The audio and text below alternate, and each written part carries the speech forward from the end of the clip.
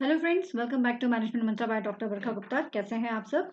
तो जैसा आप जानते हैं कि अभी हम लोग अकाउंट के ऊपर थोड़ा सा अपनी पकड़ मजबूत कर रहे हैं। तो उसी के चलते आज का जो टॉपिक है वो भी हम आपके लिए लेकर आए हैं, टाइप्स ऑफ अकाउंट्स या फिर हम जिसे कह सकते हैं क्लासिफिकेशन ऑफ अकाउंट्स। ये बहुत ज़्यादा इंपॉर्टेंट है और इसी में ही आपको मिलेंगे गोल्डन रूल्स ऑफ अकाउंटिंग, जो कि अपने आप में एक इम्पॉर्टेंट टॉपिक है। ठीक है, तो चलिए शुरू करते हैं आज का टॉपिक।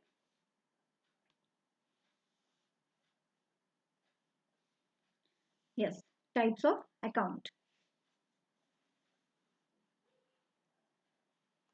बेसिकली अकाउंटिंग के बारे में आप क्या जानते हैं? जैसे यहाँ पर आप देख सकते हो कि एक क्लासिफिकेशन आपको दिखाई दे रहा है। ठीक है, अकाउंटिंग हमें पता है, जो हमने डेफिनेशन बोली थी कि भाई ऐसा चीज़ जिसमें चीज़ों को मेज़र किया जाता है, आइडेंटिफाई किया जाता है, रिकॉर्ड किया जाता है, समराइज़ किया जाता है और फिर ये देखा जाता है कि क्या वो हमारे फाइनेंशियल स्टेटमेंट के लिए सही है या नहीं है, बिज़नेस में कितना हमको प्रॉफ़िट हुआ है, लॉस हुआ है, वो सब देखने के लिए अकाउंट जो है आज के समय पर बहुत ज़्यादा इम्पोर्टेंट हो चुका है। और without accounting you can't imagine कि कोई भी कंपनी रन कर सकती है। ठीक है ना? तो इसी को क्लासिफाई किया गया है 3 पार्ट्स में। एक होता है आपका पर्सनल अकाउंट, एक होता है आपका रियल अकाउंट और नॉमिनल अकाउंट। ये जो रियल अकाउंट और नॉमिनल अकाउंट है, इन्हें इम्पर्सनल अकाउंट के नाम से भी जाना जाता है। ठीक है ना? तो इम्पर्सनल अकाउंट के नाम से भी इन्हें जाना जाता है। यस, ठीक है। क्यों कहा गया है? क्योंकि पर्सनल अकाउंट में आप देखोगे कि पर्सन्स के बारे में बात की जा रही है, इसलिए इसको पर्सनल अकाउंट भी बोला गया है। और इसमें यहाँ पर टोटली सिर्फ मटेरियल के बारे में बात की गई है। ठीक है, तो पर्सनल अकाउंट भी अगर देखेंगे तो 3 तरह के हो सकते हैं। एक होते हैं नेचुरल पर्सनल, एक होता है आर्टिफिशियल पर्सनल, एक होता है आपका रिप्रेजेंटेटिव पर्सनल। वहीं आपका जो रियल अकाउंट है, ये 2 तरह से हो सकता है। एक होता है टेंजिबल रियल अकाउंट, एक होता है इनटेंजिबल रियल अकाउंट। टेंजिबल और इनटेंजिबल का मतलब आपको पता ही होगा। टेंजिबल यानी कि वो चीज़ें जिन्हें हम टच कर सकते हैं, और इनटेंजिबल यानी कि वो चीज़ें जिन्हें हम टच नहीं कर सकते, सिर्फ महसूस कर सकते हैं। और एक होता है आपका नॉमिनल अकाउंट। अब ये होते क्या हैं, इनको हम देखते हैं वन बाय वन। ठीक है, तो पर्सनल अकाउंट जो होते हैं, ये वो अकाउंट होते हैं, those account which are either directly or indirectly related to the individuals, company, firms and organizations are known as personal account. ठीक है, those accounts which are either directly और indirectly, या तो directly या indirectly, ये individual या फिर company या किसी फर्म्स या ऑर्गेनाइजेशंस से जुड़े हुए होते हैं, या ये जो होते हैं, इनके इनके अकाउंट बने होते हैं, किसी पर्सन का अकाउंट बना है, किसी फर्म का अकाउंट बना है, किसी ऑर्गेनाइजेशन का अकाउंट बना है, तो उसे आप पर्सनल अकाउंट कहते हैं।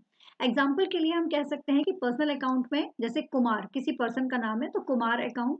एक कोई कंपनी का अगर हम बात करें, एक्स वाई जेड एक कंपनी है, तो एक कंपनी का अकाउंट। आप ये कह सकते हो कि किसी भी पर्सन, आप, मैं, हम सबके भी कुछ अकाउंट्स बने हुए हैं। तो बरखास अकाउंट, तो ये मेरा अकाउंट हो गया। ठीक है, वहीं रेखास अकाउंट, तो रेखा का अकाउंट हो गया। कुमार अकाउंट, कुमार का अकाउंट हो गया। तो ये सब क्या है, ये पर्सन है, तो इसलिए पर्सनल अकाउंट हो गया। उसी तरह से कंपनी के जो अकाउंट होते हैं ना, वो भी आपके पर्सनल अकाउंट में ही आएंगे। जैसे X Y Z private limited account हो गया, capital account, prepaid account, bank account, drawing account, creditors account, outstanding account, debtors account, आपके suppliers account, they are the personal account. ठीक है, अब गोल्डन रूल भी समझ लीजिए। पर्सनल अकाउंट के लिए गोल्डन रूल क्रिएट किया गया है, तो वो गोल्डन रूल है, ध्यान दीजिएगा, बहुत इंपॉर्टेंट है। This is the debit the receiver, credit the giver. This is the debit the receiver, credit the giver. कहने का मतलब ये हो गया कि वो सारी चीजें, है ना, डेबिट कौन हो गया, जो रिसीव कर रहा है। ठीक है, तो डेबिट और क्रेडिट 2 तरह की चीजें होती हैं। जनरल एंट्री से आप देखोगे तब आप देखोगे डेबिट और क्रेडिट 2 तरह की चीजें होती है। बिजनेस का 2 ही फंडा होता है, बिजनेस कंपनी में आया और कंपनी में गया। तो कंपनी में आने और कंपनी से बाहर जाने के ऊपर ही ये सारे रूल्स जो हैं वो बने हुए हैं। तो जो रिसीव कर रहा है वो आपका डेबिट हो जाएगा, और जो दे रहा है वो आपका क्रेडिट हो जाएगा। ठीक है, इसलिए debit the receiver, credit the giver. ठीक है, जैसे कि यहाँ पर एक एग्जाम्पल भी दिया गया है कि Ram paid rupees 30,000 cash to Hari. तो यहाँ पर किसको कैश मिल रहा है? राम पेड, राम क्या कर रहा है, पेड कर रहा है। राम क्या कर रहा है, पेड कर रहा है। राम क्या है, गिवर है। ये कौन हो गया, गिवर हो गया। तो जो गिवर है वो किस में जाएगा, क्रेडिट में जाएगा। और कैश टू हरी, हरी क्या है, रिसीवर है। हरी क्या है, रिसीवर है। तो जो रिसीव कर रहा है वो कौन हो जाएगा, आपका डेबिट हो जाएगा। ठीक है, तो इस तरह से ये गोल्डन रूल आपका है, इसको याद रखिएगा, debit the receiver, credit the giver. Next आपका आता है नेचुरल पर्सनल अकाउंट। तो नेचुरल पर्सनल अकाउंट का मतलब होता है these accounts are related to the human beings, ये ह्यूमन बींग्स को रिलेट करता है, जैसे कि हम, है ना, natural persons who are created by the god, जो भगवान के द्वारा की गई संरचना है उनकी बात की जा रही है, यानी कि जो कि ह्यूमन बींग्स है उनकी यहाँ पर बात की जा रही है। एग्जाम्पल के लिए सेम्स अकाउंट, मायाज अकाउंट, है ना, capital drawing account, debtors account, creditors accounts, ये comes under the category of natural personal account. ये जितनी भी कैटेगरीज है ना, ये सब नेचुरल पर्सनल अकाउंट में आ रही है। आप सोचोगे कि ये अकाउंट्स क्यों आ रहे हैं, तो ये इसलिए आ रहे हैं क्योंकि ये कैपिटल्स और ड्राइंग जो है ये इंडिविजुअल के द्वारा बियर किए गए अकाउंट्स हैं, इसलिए। ठीक है, अब आ जाओ आर्टिफिशियल पर्सनल अकाउंट। ये सेकंड अकाउंट है आपका, जो हमने 3 अकाउंट्स बताए हैं उनमें से पहला हो गया नेचुरल पर्सनल, अब हो गया आपका आर्टिफिशियल। आर्टिफिशियल का पर्सनल अकाउंट का मतलब हो गया कि एक पर्सन, एक कंपनी की अगर मैं बात करूं, कंपनी जो है, आप देखोगे अकाउंट का सबसे बड़ा फंडा होता है, कंपनी जो है ये अपने आप में एक सेपरेट एंटाइटी होती है। ठीक है, सेपरेट एंटाइटी होती है, मतलब इसका अपना खुद का एक वजूद होता है।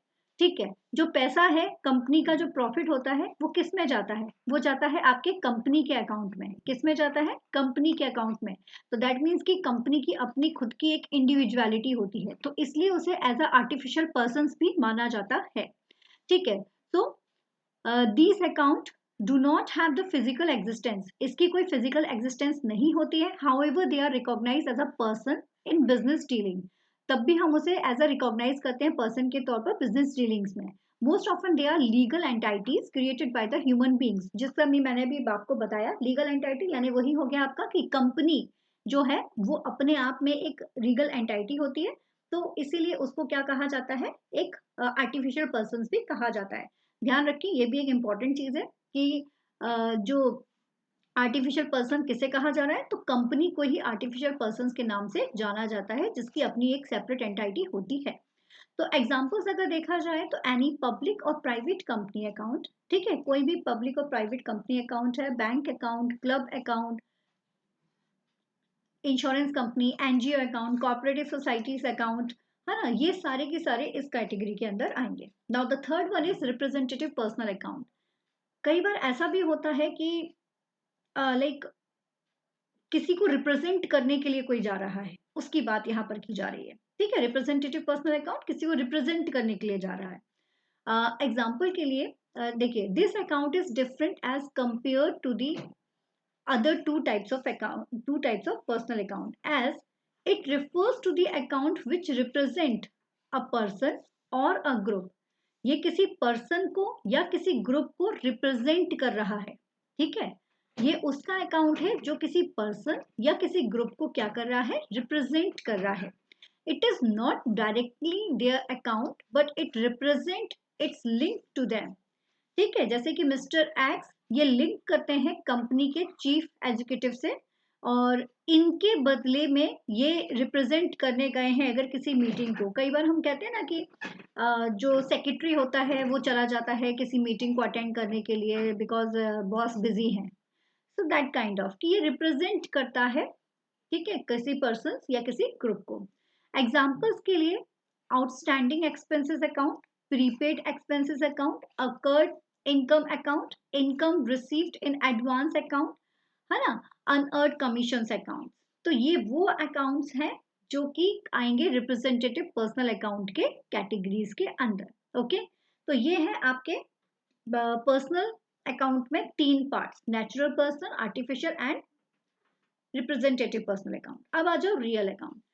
तो रियल अकाउंट जो होता है ये आपका 2 टाइप्स का होगा, जैसा हमने कहा, एक होगा आपका टेंजिबल और एक होगा आपका इनटेंजिबल। टेंजिबल जिसे आप छू सकते हैं, फील कर सकते हैं, टच कर सकते हैं। इनटेंजिबल जिसको आप टच नहीं कर सकते, ओनली फील कर सकते हैं, यानी कि फीलिंग्स के ऊपर जो बेस्ड होगा।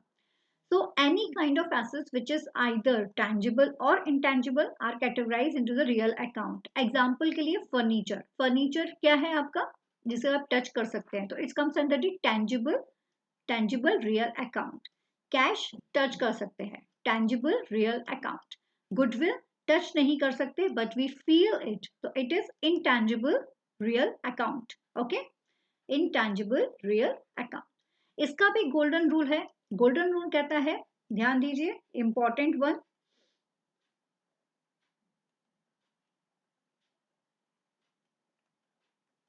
Yes, debit what comes in, credit what goes out.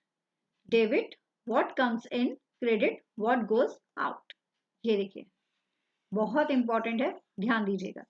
Debit what comes in, जो आया वो डेबिट, जो गया वो क्रेडिट। जो आया वो डेबिट, जो गया वो क्रेडिट। ठीक है, यही उसमें भी था, debit the receiver, credit the giver, person के लिए हो गया। अब यहाँ पर सामान को लेकर है, तो सामान के लिए what comes in what comes out, debit what comes in, credit what goes out. For example, Mr. Job purchased a furniture of rupees 17,000 for cash, 75,000 for cash. तो अब यहाँ पर आपने देखा कैश जो है वो क्या है, गोज आउट। कैश क्या है, चला गया, तो कैश गया, इसलिए कैश क्या हो जाएगा, कैश क्या हुआ, चला गया, तो कैश क्या हो जाएगा, गोज आउट, तो credit. Furniture comes in, so debit. ध्यान रखिएगा, जो आया वो डेबिट, जो गया वो क्रेडिट। ठीक है, हिंदी में सिंपल सा फंडा, जो आया वो डेबिट, जो गया वो क्रेडिट। नेक्स्ट आपका आता है nominal account. Those accounts which are associated with the income, gain, losses, expenses are known as nominal account. वो सारे अकाउंट्स जो कि डिपेंड करते हैं इनकम के ऊपर, गेन, लॉसेस, एक्सपेंसेस, इन सबको हम नॉमिनल अकाउंट के अंदर रखते हैं, है ना। At the end remembering balance of nominal accounts are then posted to the capital account. यह इसका जो बैलेंस होगा ये आपका कैपिटल अकाउंट में पोस्ट किया जाता है। एग्जाम्पल के लिए rent account, salary account are the example of nominal account. ठीक है, तो जो भी कंपनी के लॉसेस हैं, जो भी कंपनी के गेन हैं, they all comes under the nominal account. अब इसके जो गोल्डन रूल है वो क्या कहता है, the golden rule of nominal account, debit all expenses and losses, credit all income and gain. ठीक है, credit all income and gain. Example, paid rent to rupees 5,000 in cash. हमने कहा debit all expenses and losses. Rent को आप paid कर रहे हो, है ना, रेंट को आप पेड कर रहे हो, तो कहीं ना कहीं ये क्या हो रहा है, रेंट आप पेड कर रहे हो, तो ये जा रहा है, तो जा रहा है तो ये डेबिट हो जाएगा। ठीक है, और ये आपका किस में आ जाएगा, it's comes under the nominal account, और ना, और कैश के लिए है तो ये कैश आपका क्रेडिट में आ जाएगा। ठीक है, तो क्योंकि कैश क्या है, आ रहा है, ऑल इनकम्स एंड गेन्स, और रेंट क्या है, पेड हो रहा है, तो debit all income and losses, जितने भी इनकम एंड लॉसेस हैं they comes under the debit, और जितने भी आप सॉरी एक्सपेंसेस और लॉसेस हैं they comes under the debit, और जितने भी आपके इनकम और गेन हैं they comes under the credit. तो इस तरह से आपके 3 अकाउंट्स होते हैं, ये तीनों ही अकाउंट्स के बारे में अभी हमने इन्फॉर्मेशन ली। 3 अकाउंट हो गए आपके, personal account, real account and nominal account. Personal account का रूल क्या कहता है, debit the giver, debit the receiver, credit the giver. ठीक है, उसके बाद आपका आया रियल अकाउंट जो कहता है debit what comes in, credit what goes out. Nominal account कहता है आपका कि डेबिट जितने भी एक्सपेंसेस एंड लॉसेस हैं, एंड क्रेडिट जितने भी इनकम एंड गेन्स हैं। Okay, so this is all for today. I hope you like the video, और अगर वीडियो पसंद आए, चीजें समझ में आए, तो वीडियो को लाइक जरूर कीजिए, अपने फ्रेंड्स के साथ शेयर कीजिए, एंड कीप स्टडी, बिकॉज यही सारी चीजें आगे के जितने भी टॉपिक्स हैं उसमें आपको बहुत मदद आने वाली हैं। Okay, so keep study hard, smart, take care, all the best.